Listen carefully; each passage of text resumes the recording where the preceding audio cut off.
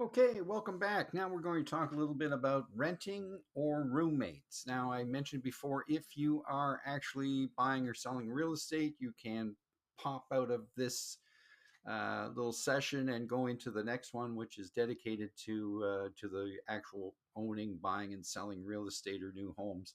This is all about renting, and if you can't afford to rent, finding a roommate. So let's kind of get into this and how to kind of get into looking for a rental in a new area.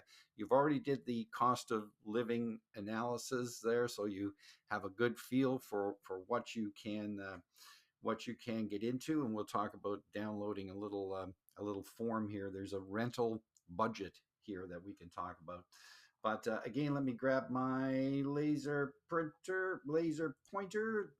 Um, we talked about it before. If you're moving with work and you're going to a new location, don't overspend on your house hunting trip. Um, or make sure you have enough money to take care of the actual move. Start with the end in mind. A lot of people, they look for their home, or they go and have a little bit of a vacation, blow the the allowance on whatever, stay at the Four Seasons Hotel and live it up.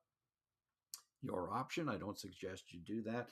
And then when you get down to the nitty gritty of actually moving, you don't have any money to take care of it, and it gets expensive. Um, the If you are moving in Canada, check any place you're moving. Actually, check with the local tax regulations. When this is recorded, the U.S. is starting to possibly look at bringing back some tax deductions for moving, but in Canada, if you're moving for a new job in Canada, there are all kinds of tax deductions that you can get, and you may want to take a look at where to best spend those, because if you're it covers more of the actual move than the house hunting. So keep that in mind. Go to just search eligible moving expenses, Canadian taxes, eligible moving expenses, and it'll give you a list of the items that you can deduct from your taxes, which is extremely important and can save you a lot of money. You have to wait until tax time, but it's imperative that you keep all of your receipts for everything and figure out where the best place is to spend your money, the things that are tax deductible. That's what I talked about earlier. Start a move file. It's imperative. If you're being reimbursed by your company, you must keep all of your receipts. It's money out of your pocket if you do not submit the expense form in a timely manner. No ifs, ands, or buts. You have to start a move file, start a file on your phone, keep all your electronic receipts, take a copy, keep a hard copy, and start a file immediately. The file is also a great little thing to have, and you can rank your suppliers as you move through this process. We only do this every 5 years, or longer sometimes. And if you're back on the market and looking for a move again, it's a great little place to say, I love these guys. Like, this was a great organization, or I will never, ever, ever in my entire life use those folks. So keep that move file for your own personal information. And at the end here, download the rental budget and just work your way through that, keeping your cost of living in mind. And it kind of breaks out all of your expenses. And then it allows you to make an educated decision on a rental property, something that you can afford. Rental options, always keep in mind the location. So, first and foremost, where's your office? How often do you have to be in the office? If you have to be in there every day, what's your commute like? What's the traffic like? What's the noise like? Are you looking at a high rise, a low rise, or are you looking at a standalone house or a townhouse? looking for furnished or unfurnished. A lot of people just want to walk into some place fully furnished and forget about the move, just take their, essentials. Um, is it an adult building? Do they accommodate children? What's the vibe like there? Obviously, crime rate, the security in the building, safety. If you're alone, is there a good quality security process in the garage and the underground parking if you're in a high rise, etc. Take a look at um, the characters outside the building. is always something interesting. And if you're walking to work, um, what route do you take? If you're walking through a sketchy neighborhood to get to work every morning at night, take that into consideration. Obviously, how many bedrooms and bathrooms you're looking for. Are they pet friendly if you're bringing a pet with you? Um, is parking required? Is there disability issues? You need wheelchair accessibility, things of that nature. A kind of interesting little tip is if you're going into a high rise or a condo complex and renting, take a look at the common areas. Obviously, they're going to make the showing, the model is going to be nice, but take a look at the common areas. Look at the pool if they have one, the gym area, the common party room, if you will. The reception area, is it full of flyers? Is there garbage all over the place? Is it dungy? That's the kind of little giveaway as to how the whole building is run, and that's the common area. So keep that in mind when you're looking for a rental property in your new area. Measure twice, move once. This will save you many thousands of dollars up front. So if you're relocating, keep the move in mind. There's a lot of moving parts. No pun intended. There's a lot of stuff to take care of. The definition of relocating is to move. So always look at the place with, how do I get my stuff in there? Bring a good measuring tape. There's a lot of condos, new condos or older condos that are, how do I put this? They're can sometimes kind of exaggerate the square footage. Let's just put it that way. Creative advertising on their brochures. So measure the areas. Measure, if the brochure says that the room is 8 by 10, measure it yourself, because it could very well be 7 by 9 or what have you. Be careful on that. And then the reason for that is because when you're making a floor plan, or if you have a larger sofa, or if you have some furniture that you're thinking of taking, will it actually fit inside the room? So take a good measuring tape with you. And you know can you get stuff into the building? Architects are sometimes designed for aesthetics and rather than access. So they have these beautiful buildings that are just horror shows to try and get furniture into. Underground parking where you have to walk, across the entire, you know, length of a football field to get to the elevator. These all add up to not only extra pressure on you if you're doing it yourself, but actual extra costs if the mover is doing it with long carries and shuttle services and things of that nature. We'll cover all that off going forward. If you're getting into a home and looking at a rural property, make sure it's truck accessible. Are there overhanging limbs? And again, it takes a couple of minutes. Take a picture, because when you're going to be getting pricing and stuff, can you get a truck in there? Can you get something down the laneway? What in the wintertime in the north, what the snowbanks look like when they're plowed up? Can you actually get close to the building? These are things just to keep in mind. Keep the move in mind. A lot of us look at container services, these pod type things or things of that nature. Are there parking restrictions in the building or on the street? This can save you a lot of money. Can you actually drop a can at the location? Can is short form for container. You're speaking moverese now. Can you drop a container at the building? Big deal. Or at your current building.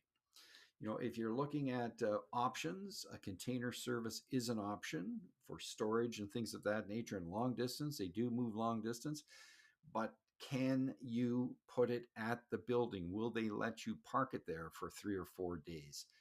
What are the streets like? If you have to load from the street, are there parking restrictions? In Montreal and places like that, heavy congested areas, you have to speak to the city and have the traffic department what is called bag the meters. They put um, cloth bags over them and reserve you a section of the street in front of or near the building. So by doing those little things up front, you can save yourself thousands of dollars, and you can save yourself aggravation beyond control. You're downtown Manhattan trying to park a U-Haul in front of a building. It's nerve wracking. And look at the actual building. We talked about long walks. Is it in a building where you have to, they have a loading dock, but you have to walk the entire length of the building to get to the freight elevator? All this adds up, and you have to account for that when you're speaking to your moving consultant when we go a little further down the line here, because you don't want to be hit with additional charges if you're using a moving company. You don't want them to tell you after you have kind of put your pricing together that, oh, hey, listen, Mary or Frank, there's going to be an extra $1,000 here because we have to walk, 2 football fields to get your stuff into your building. So when you're looking at it, again, we don't do it, but do it now that just look at it with the move in mind, and you will save yourself all kinds of money and all kinds of aggravation. You've just paid for the course. You're welcome. Here's a little renting tip. Check if you're online, you're looking for properties, you want something fresh coming on the market, you want new inventory, you want something interesting. Check with the local landlord and tenant board and find out when the actual notice has to be given to the landlord to vacate a property. Sometimes it's a month, sometimes it's 2 months. You have to check with the landlord and tenant board, and then time your house hunting trip accordingly. Or if not, a little earlier. So if there's 2 months notice has to be given, get on if you can. I know a lot of this is last minute. That's why I talk about, moving is not like ordering a pizza. There's logistics and planning that goes into this. Get on the internet or get in the area. If it's a 2 month time frame, be there 2 months, before you have to move or get the property, and go online first thing Monday morning, first week of the month, 9 a.m. Get on there. That's when all the property managers list the properties that their tenants have told them they're going to be vacating in 2 months or 1 month, whatever the case may be. Get on there early. Get on there at 9 o'clock. That's when the new inventory comes out, and if it's in a tight market, that's when you make your move, so to speak, and get in to this market if you're looking at new inventory. And that's when if you've been looking online, you haven't seen anything really neat, and you have that opportunity, get on then and get on early and check out throughout the day, first Monday or first day of every month, to catch those new vacancies. If you're renting, be clear on the lease. You're probably going to be you will be hit with a first and last month's rent. You have to account for that. You have to have that money in hand. Obviously, you have to break your current lease if you're in a rental as well. The length, is it a sublease? Are you getting into a sublease situation where you're picking up somebody else's lease? You have to break your own lease. I've just mentioned that. Can you go on a month to month lease after a set amount of time? Be upfront on that. Say, if I'm here for a year, can I go to month, which gives you a base for a year and an opportunity to kind of search around at your leisure if you want to get into something else, or if you have something in your life situation changes. What's included in the lease? Be upfront on that. Is hydro in there? Electricity, heat, whatever, air conditioning. Confirm the occupancy, obviously. Are you looking at taking out renter's insurance? You can insure the goods in your home. It's called renter's insurance. So you can do that. Organize your parking if you need it. Make sure that's all in place prior to doing anything. And then it is your responsibility to reserve the elevator and loading dock for move in day. That's your responsibility. So if you're working with a mover, you have to kind of hit these timelines, and you have the dock. We're going to talk about this and how important it is in what's referred to as a TTG, a transit time guide. If you're using a professional mover, they have a window of time that they will be there. They're not necessarily on the exact date. So you have to keep that in mind when you're doing this. And check in with your move manager along the way. If you're renting a truck or if you're using a container, you have to hit or try and hit, well, it's important to hit the reservation date and when you have the actual um, elevator reserved, because people are always moving in and out at the end of the month, and you may want to stagger that off the end of the month and the heavy traffic times with people entering and vacating the building. So that you have to that's a moving part that you have to kind of get into control with.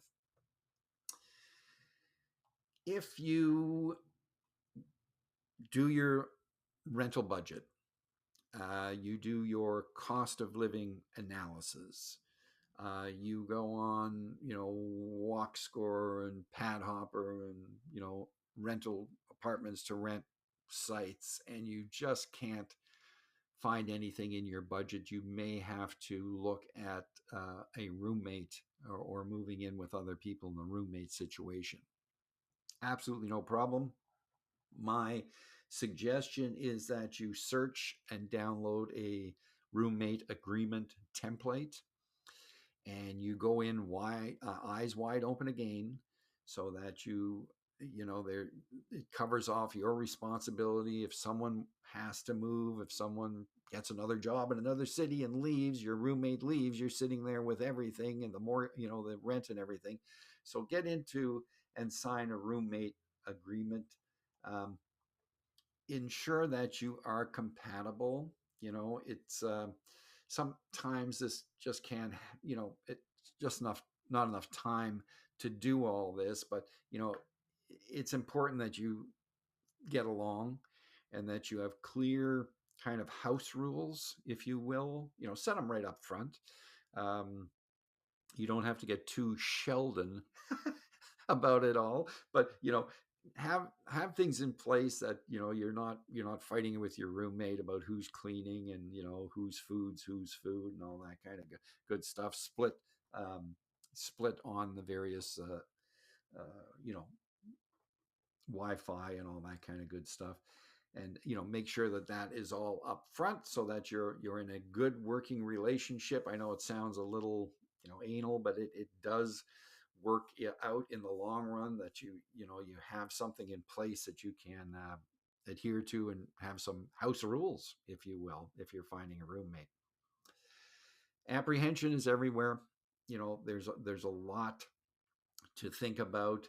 um, Again, use it as a positive experience. You can always find a place in a new city. It takes at least 8 months to become comfortable in a new city, so you're going to be apprehensive.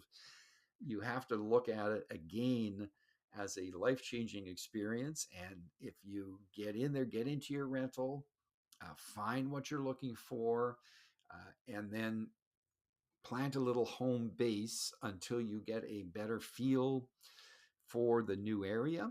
And you can always, you can always break the lease. It may cost you a few bucks, but it's not, nothing is written in stone. You can always make changes. If you get into a month to month, it's great, or pick up a sublease or something like that. But use the whole experience as just a way to grow, and to have some fun, and to meet some new people, and as a positive experience. We're going to go into the move portions after. If, as I say, if you're not purchasing, you can move right in, move over the real estate piece, and pop right into the options for moving. Because even if you're going on your own on a budget, there are options. There's not just the DIY, do it yourself option, or a full service move. There's various things that you can then you can use to move your stuff, and I touch on all of that in that portion. So thank you very much. Kind of a quick down and dirty overview of renting or roommating, but do pick up that, download that rental budget. That's going to give you an idea. It's like a pre-approved mortgage, and that's going to give you an idea of what you can afford. And then it's just a matter of finding a place. All the luck in the world. We'll see you in the moving options if you're not going to sit through the real estate. Thanks so much. Adios.